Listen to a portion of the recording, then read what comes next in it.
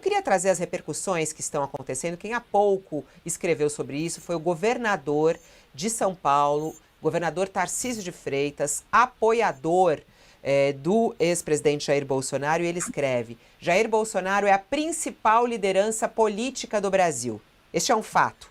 Jair Bolsonaro jamais compactuou com qualquer movimento que visasse a desconstrução do Estado Democrático de Direito. Esse é outro fato. Estamos junto, presidente. Ele recebe apoio também do líder do PL na Câmara, né, do partido dele, deputado federal Sóstenes Cavalcante, e fala: absurdo, PGR denuncia Bolsonaro por golpe de Estado. Isso não é justiça, é guerra política.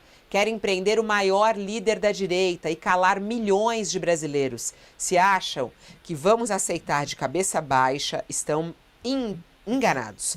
O Brasil não é Cuba. Quem também escreveu foi Flávio Bolsonaro. A tentativa de golpe nos prédios públicos vazios virou uma denúncia vazia que não tem absolutamente nenhuma prova contra Bolsonaro. Mesmo depois de Alexandre de Moraes ter esculachado o Ministério Público Federal na fabricação dos inquéritos e torturado, ele escreve aqui, torturado Mauro Cid para delatar o que não existiu, o PGR, né, a PGR, se rebaixa o que escreve. Cumpre sua missão inconstitucional e imoral de atender ao fígado de Alexandre de Moraes e ao interesse nefasto de Lula, que está nos seus últimos meses de presidência. Hoje tem comemoração dos destruidores da democracia em Brasília. Não vamos desistir do Brasil. O próprio Bolsonaro, ele não escreveu, mas ele colocou nas redes sociais dele, republicou a nota do advogado dele, né? E falando que o presidente jamais compactuou com qualquer movimento que visasse a desconstrução do Estado Democrático de Direito, e diz que não há qualquer mensagem do presidente da República que embase a acusação, apesar de uma verdadeira devassa que foi feita em seus telefones pessoais. E diz aí que Jair Bolsonaro confia na justiça e, portanto, acredita que essa denúncia não prevalecerá por sua precariedade, incoerência e ausência de fatos verídicos que a sustentem perante o judiciário. Queria focar agora na defesa, Josias. Como é que você vê aí as declarações dos apoiadores de Bolsonaro, dizendo que ele segue sendo um grande líder e que estão ao lado dele? Esse apoio que Bolsonaro começa a receber também de seus aliados e a forma como a defesa deve agir, dizendo que tudo isso não basta, não passa de uma história fantasiosa. O trabalho da Polícia Federal, a análise feita pela Procuradoria-Geral da República, as provas que foram reunidas, Fabíola, traçaram um risco no chão. É um risco muito nítido. De um lado está um bloco que conspirou contra a democracia, tentou desrespeitar o resultado das urnas, sapateou sobre a decisão da maioria do eleitorado, um bloco golpista.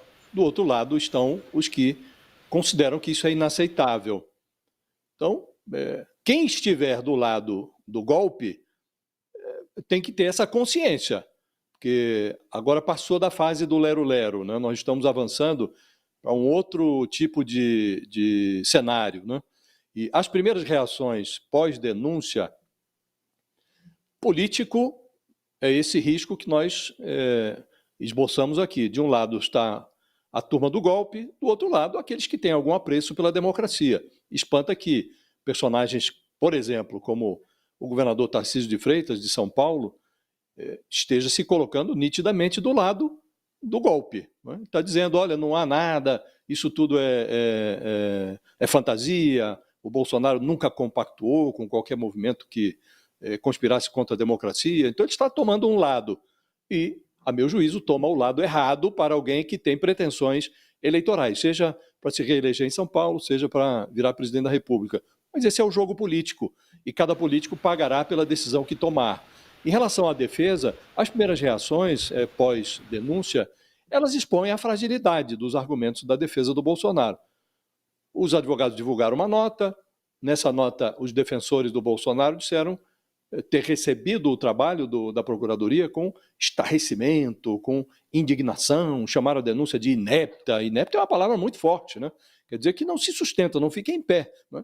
Classificaram a delação do Mauro Cid de uma narrativa fantasiosa.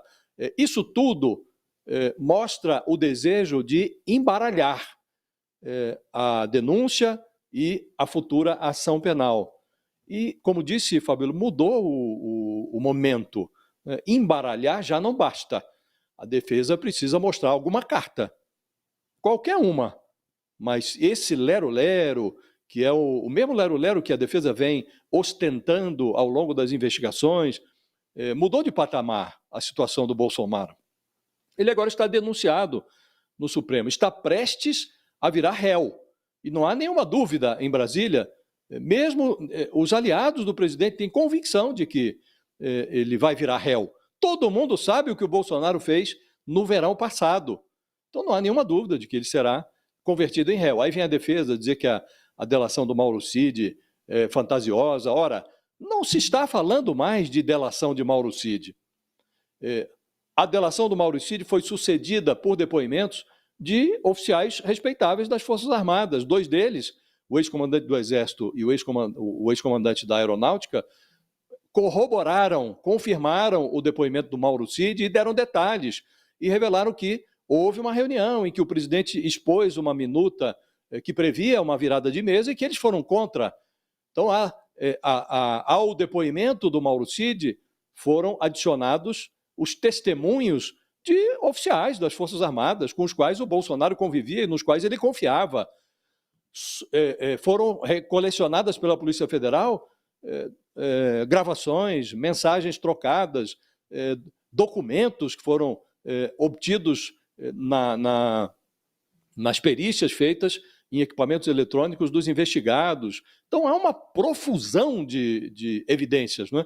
E a fragilidade dos argumentos da defesa, a essa altura, mostram, Fabíola, que eles jogam no tumulto processual, jogam para empurrar o processo com a barriga, jogam para se esquivar da discussão do mérito, porque no mérito o Bolsonaro frequenta essa denúncia sobre a trama golpista como um personagem indefensável.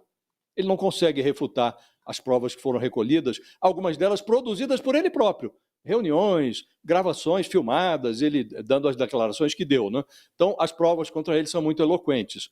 E na falta de uma defesa crível, que se sustente, os advogados passam a impressão de que, de fato, jogarão no tumulto, jogarão na protelação. E isso não vai resolver o problema do Bolsonaro. Pode postergar o julgamento, mas não elimina esta sensação que se generalizou em Brasília de que o Bolsonaro tomou o rumo da cadeia e, junto com ele, os seus cúmplices nesse golpe. Então, diria você, Fabíola, para resumir, mudou o jogo. E a defesa continua jogando com a mesma bola, jogando com as mesmas táticas, né? Mas, como disse, não basta mais embaralhar. Agora é preciso que eles levem alguma carta. Precisa exibir alguma carta que seja diferente desse lero-lero que, no processo que vai se inaugurar depois da aceitação da denúncia, esse lero-lero não vai ter grande serventia para o Bolsonaro, não, Fabíola.